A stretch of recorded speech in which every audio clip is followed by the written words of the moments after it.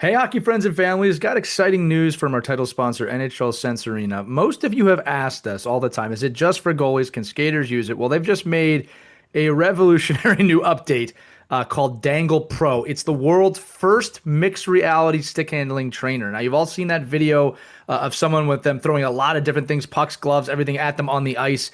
NHL Sense Arena has found a way using the Meta Quest to do this in mixed reality. So you can dangle through live 3D obstacles that appear right in front of you, earning points and developing better stick handling skills in the process. It is so much fun. When I tried it, I was blown away by how fun it was, but also it's going to help your kids build faster hands and good habits. Like picking your head up while stick handling with the puck, something we talk about all the time. This thing is only available inside NHL Sense Arena, and they're giving, again, $25 off an annual subscription. They're very gracious with us. When you use the code OKPH at checkout, you can check that out at sensearena.com/OKPH. Again, sensearena.com/OKPH. And give your young hockey player that increased hockey IQ, gets more confidence, faster hands. But this new module called Dangle Pro, they've really outdone themselves with this. Again, NHL Sense Arena is the only VR hockey training platform officially licensed by the NHL. It's a proud partner of USA Hockey and the OMHA. And it's got hundreds of drills on here for goaltenders, for players. And again, just 10 to 20 minutes a day, a few times a week, can really sharpen your kid's skill set. Trust me, it's a far better use of screen time than scrolling on YouTube or just playing regular video games. Again, sensearena.com/OKPH, sensearena.com/OKPH, sensearena.com/OKPH. Get your $25 off. Check out Dangle Pro. And now, check out this episode.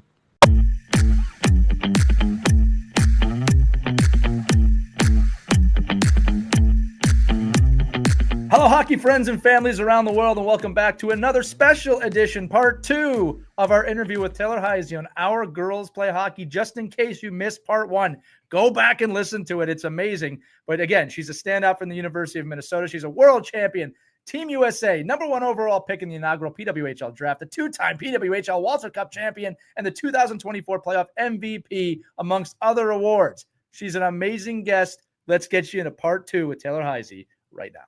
All right, Heise, let's talk about kind of role models. Like when you were growing up, did you look up to someone in hockey, maybe someone outside of hockey? Like I know for me personally, like I didn't know any female hockey players, but I knew Abby Wambach from the U.S. women's soccer team.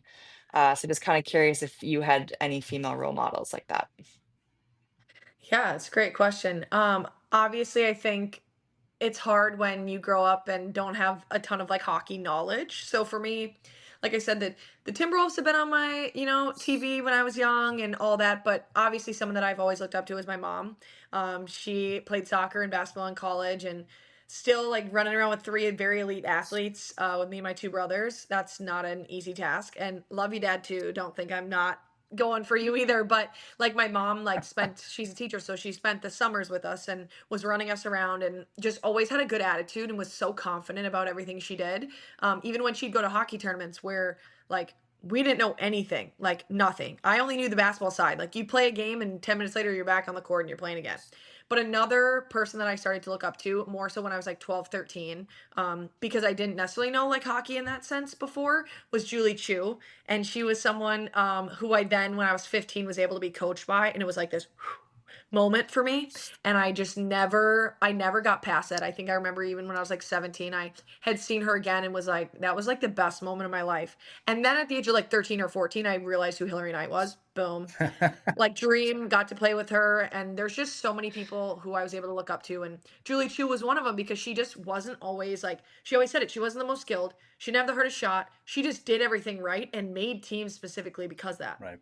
My parents always pointed that out. They're like, you don't always have to be the best. You just have to fit a puzzle piece and do what you do best.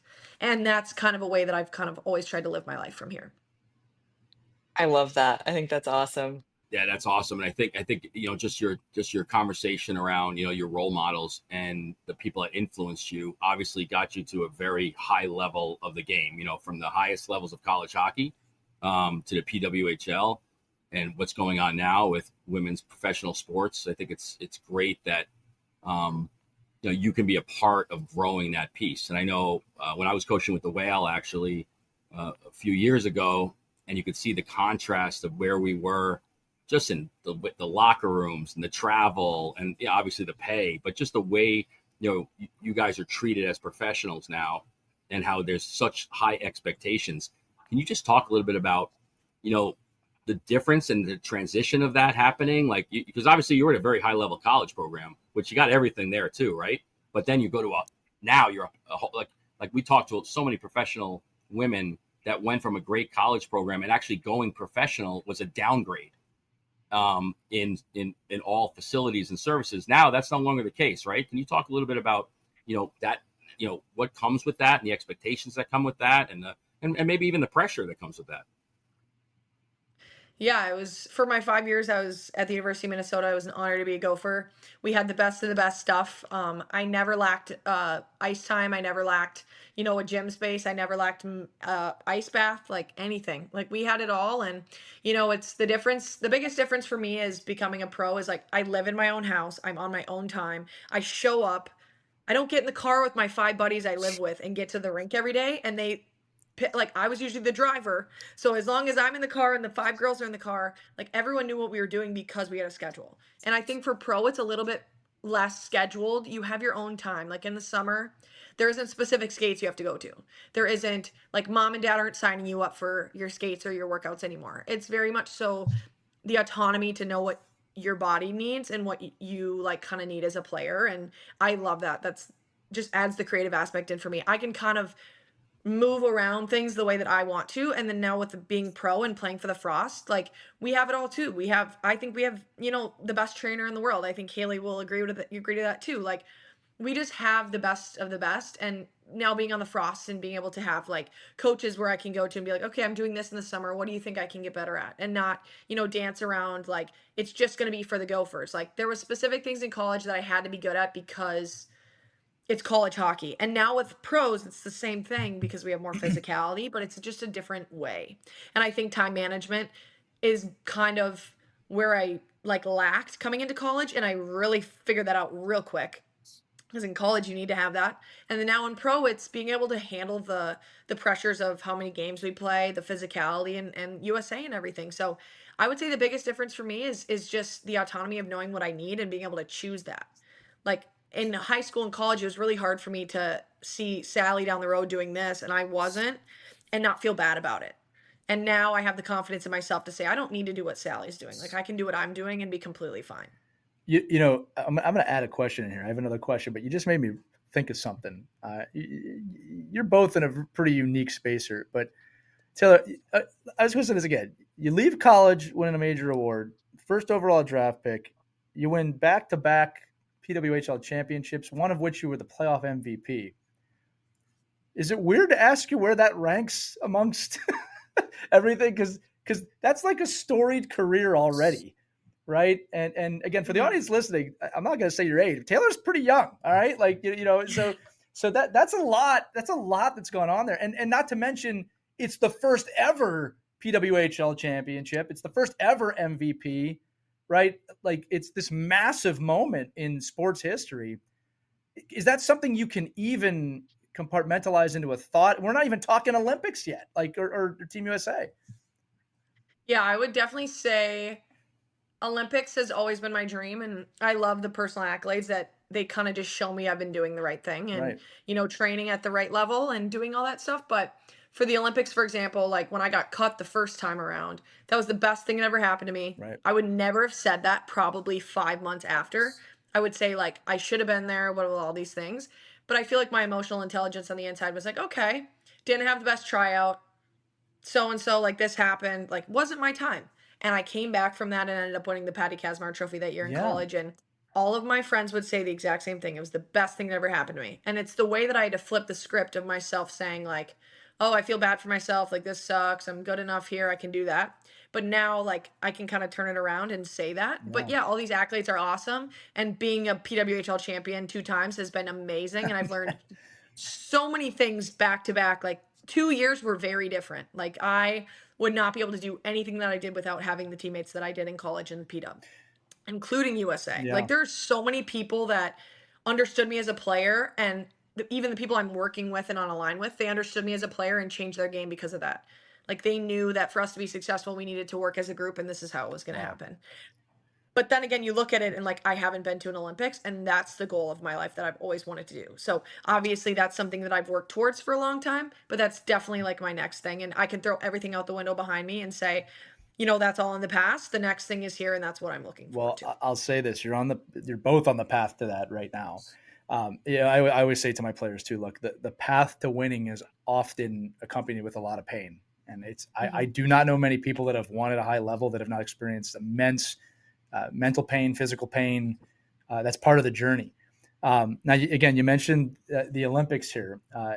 I got to say, Haley did an unbelievable episode with us. It's actually one of my favorite episodes, Haley. I've never told you that. It's one of my favorite episodes that we've done, where she walked us through what you're both about to go through from August of 2025 through a professional season, an Olympic schedule, and the intensity of going from essentially August to the spring of what she has to do day to day to survive that. And again, Haley, to your credit, I don't know any schedule like that. I don't even think the NHL athletes have a schedule like that. Okay. But one of the things that we talked to her about, and we're going to ask you about as well, is how the hell you balance life with that. I mean, it's hockey 24/7. You've got to find a way to find some joy in it. Haley did a great talk about how, obviously you always have to show up and give everything you got, but you're just not going to feel 100% every day. You have to know your body. You have to listen. You have to balance the mental with the physical. So my question to you, Taylor, is twofold. How the heck do you do that?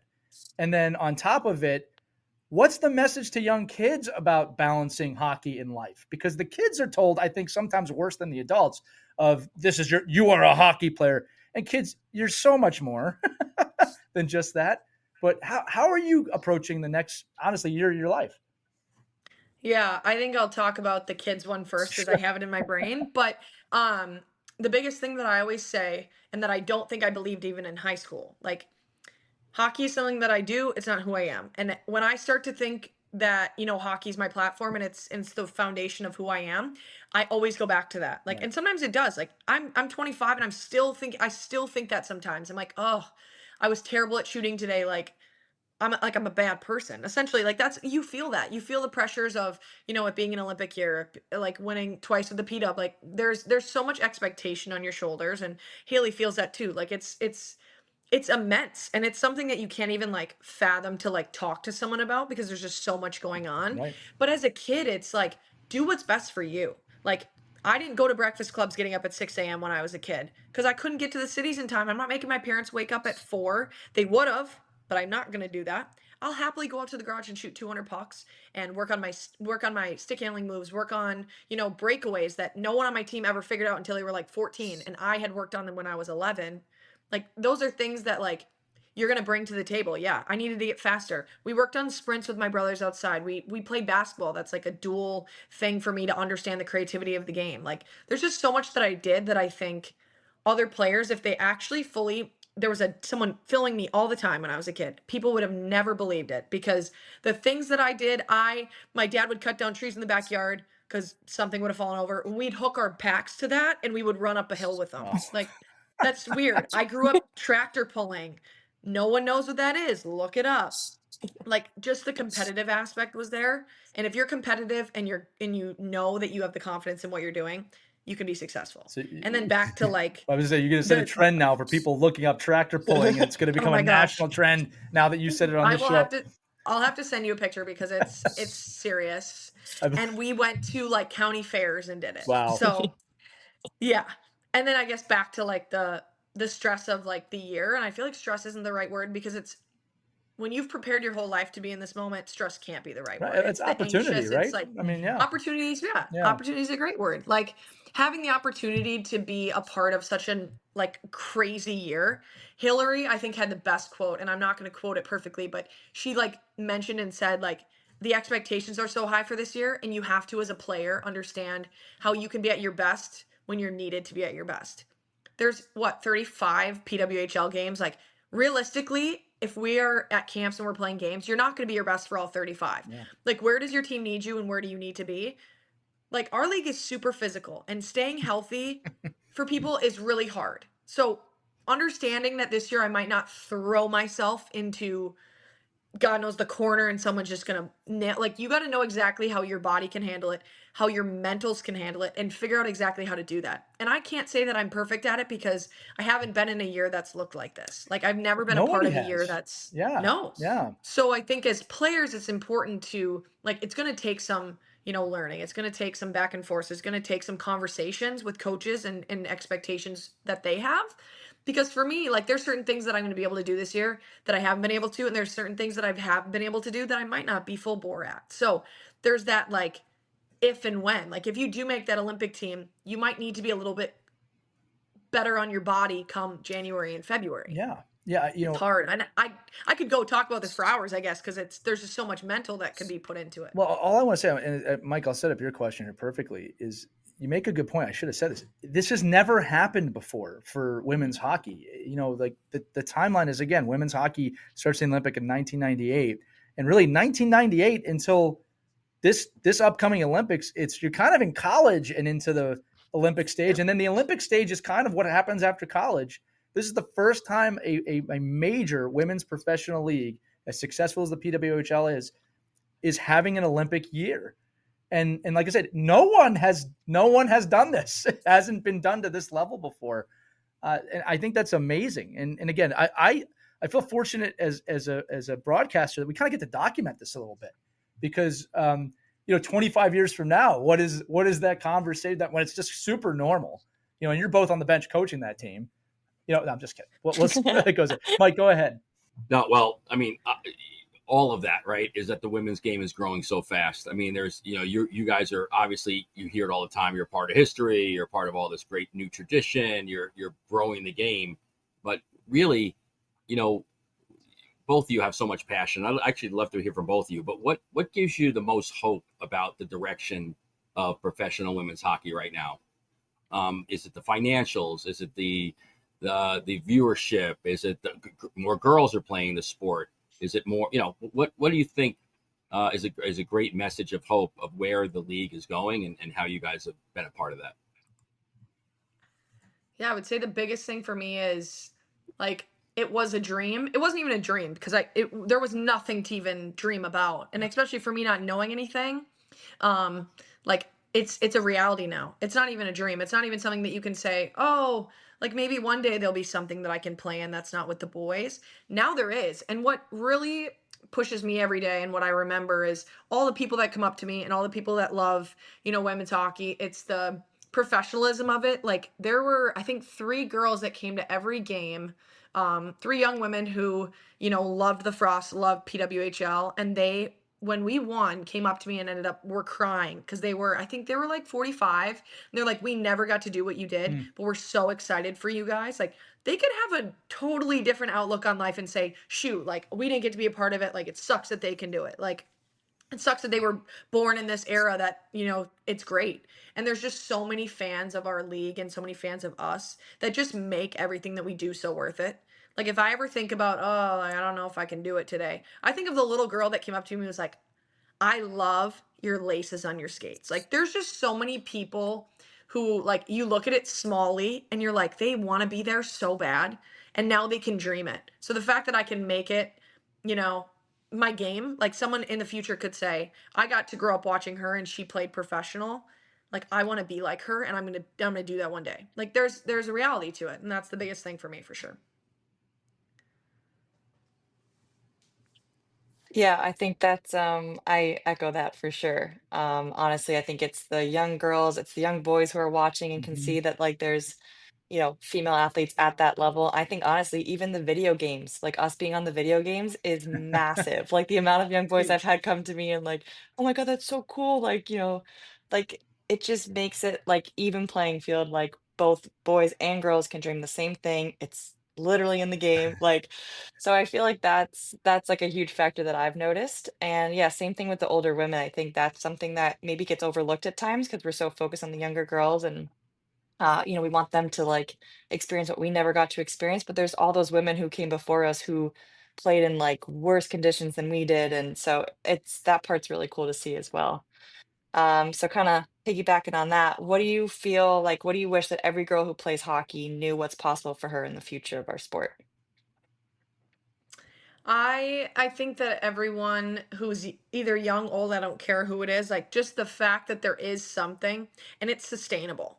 Like it's been proven time and time again. The fact that we've already expanded, the fact that, we're selling out arenas, like teams are having to move arenas because they're too small. Like that's insane. And to say that within 2 years, like I just got the chills saying that because who would have thought? I remember as players, our first year we came together as a group and we're like, whether there's 5 people out there, because we didn't know how many people for our first game were gonna be there. Like if there's 5 people out there or there's 5 million people out there, it doesn't matter. We're here to play hockey and we're here to prove to people and not even prove to them because I always say like you want to prove the haters wrong and it's a consistent thing, you're always going to have a negative mindset. You want to just enjoy the process and in that process hope that people follow and hope that people understand that being a women's hockey player, that should always have a positive connotation. It should never be negative. Like even being a hockey player, I sometimes don't even say women's or like girls hockey. It's hockey. Like we don't play the same game specifically when it comes to specific rules and the way you can play, but it's the same game. When you look at it tactically, a puck needs to go on the net. That is it. And be able to have the sense of all these girls, like this is going to be here for you. Just as much as you want it now, realize how much work it's going to take, but like it's here. Like you can see it. It's like the shining thing in the side of the room. Like you can see it and it's there. It's just like you're going to have to keep working for it. It's a professional sport and we're kind of still figuring out what that means, I guess. And it's been amazing to be a part of that process. So that's a fantastic answer. I'm going to throw in one more question, and it's only because you alluded to it earlier. Let's just quickly look at your day to day because again, for the audience, we're recording this in late August. You were busy trying to get you scheduled on this episode. What does your day to day look like, and how do you organize it? What is your plan for success with that? Keeping in mind too that the audience listening, right? They have multiple kids in hockey, they have jobs, they have school. They're trying to figure out their calendar. How do you make that work for you? My savior in life is my Google Calendar. I share it with my parents, I share it with my agents, and anything that needs to be added to it, like I look at my Google Calendar every single day and I plan my week out to a T. I can make sure like in the summer I have all my skates planned. Grace Unwinkle, my best friend, does a great job helping me with that. She's great with the logistics. But just having people in my life that can help me stay on task. When I had my brothers at home and we were all living under the same roof, we had a huge like desk calendar and it was huge and my mom would write down in color like I would make sure to write down all my stuff and she would write it down in color like and it's funny, I was never in pink. I always wanted to be in blue because that was my favorite color and I didn't want to be specified by pink as being a female. I wanted to be just another one because obviously you have two brothers, you want to be like them. That's just how it is. But yeah, you go back to that, keeping my mental and my body in one. That's the biggest thing. I think after the season for me, it was all my rehab. It was making sure my body was right. I got hurt leading up to the season last year and it was a knee injury. That's never what you want to hear. Um, Getting back from that, still understanding, I still this year felt a little bit of knee pain, but now working through that all summer, it's been amazing to be able to have my own time to do that. And then now, kind of like a day to day looks like I'm waking up, regardless of if I'm working out in Edina or if I'm working out in St. Paul, like I know exactly what time I'm going to get up. I always, write that down. I usually will write down what my day looks like the day before, and I'll write it down. I work out in the morning. I'm a big eater, so I gotta have breakfast, I gotta have lunch, I want to plan out my meals, doing that, and then usually I'll skate once or twice a day, depending on how my body feels and how what I think I need that week, and then a bunch of other stuff, whether that be sponsorship stuff, whether that be meeting with kids or getting on the ice with a youth team, like making sure I Award-winning have podcast. Award-winning podcast. Don't forget that. award-winning podcast Thank as you. well. Scheduling yourself into things and not making sure I'm overwhelmed, like making sure I'm doing really well, and because this year is going to be a lot and I've been told by a lot of people that I need to make sure I'm doing the right things that are going to help me mentally be at the right spot, and I think I've done a great job with that. And I enjoy making dinner, I enjoy baking, like that's my stress reliever, and like I'm super excited I have a free night tonight. Like that's what I'm going to do. I'm going to bake and I'm going to cook and have a good time. I love it. Again, we're talking a lot on this two-parter about some of the non-hockey skills that you both share, right? Or successful people share. And again, the skills are undeniable. but the intention with the time. I think another one for kids, right, is, and again, look, when you're a kid, I don't even know if time exists when you're a kid. You're just kind of going from one thing to the other. But kids, if you've got you play on 2 teams, you've got siblings, you've got things, a skill set to flex early on is to learn how to manage time. Not just, oh, I'm doing this at one, but everything leading up to that. How does your mind need to be prepared? How does your body need to be prepared? And Taylor just gave a masterclass of how you do that at the absolute elite level. I mean, I'm like you. We have a calendar. My mind would explode if I didn't have a calendar. I honestly don't know how I would operate without knowing what's No. coming up next. Right? So I love that you brought that up. Go ahead. I have one more point. Like, Yeah. I also think it's important for kids to realize, like, I had a few people on my team when I was young that did 4 things a day, but I got more than them in 1 hour than they had in the 4 hours that they were on the ice Right. because I intentionally did what I needed to do that hour. Right. My parents, like I said, I remember the bad car rides home. Boy, do I ever. But I had limited to those because my parents' expectations were that I was a good teammate. I worked hard and I did the 3 things that I wanted to focus on that day. There was never more than 3. It was always move your feet, be a great teammate, and let's work on puck possession today. Like, I always did those things, and I had kids that were so burnt out and just over the top, weren't excited to be there. I remember every time I got on the ice, I was so excited to be there. And that's one of my biggest things to kids that I've ever said is you don't have to do everything, you just have to do the right things. And that might be broad, but that is exactly why those people who I surround myself with are, not only the most competitive that I know, but also the best people because they know exactly what it takes to be the best. And then when you get them outside of hockey, it's not who they are. Hockey's something they do, Right. but they're great people outside of the sport. So picking and choosing your battles. Well, you segued into it perfectly. You talked about some of those rides home from the rink. For those of you listening, Taylor's going to be on our ride to the rink here shortly after this, but you're going to have to wait for that episode. Taylor, this has been absolutely fantastic. You've been a wonderful guest. Obviously, you and Haley are both wonderful ambassadors for the game. Haley, again, this is the first time I've had like a co-host guest kind of merge thing with you, so I appreciate that. But do you or Mike have anything to say before I close this out? No, Heise, thank you for coming on. It's been great to see you. I'm going to see you real Thank you. soon. But yeah, just super Can't proud of all wait. the stuff you're doing on and off the ice. And yeah, I'm just happy I get to be your teammate. Yay. Same ditto, girl. I think it's some great stuff in here for boys, girls, any athlete that's trying to control their day and has a mission to succeed. I think it's all great advice, and we're looking forward to watching you have a successful season. Thank you. Yeah, I'll echo those thoughts, but that's going to do it for this edition, the dual edition of Our Kids Play Hockey and Our Girls Play Hockey with Taylor Heise.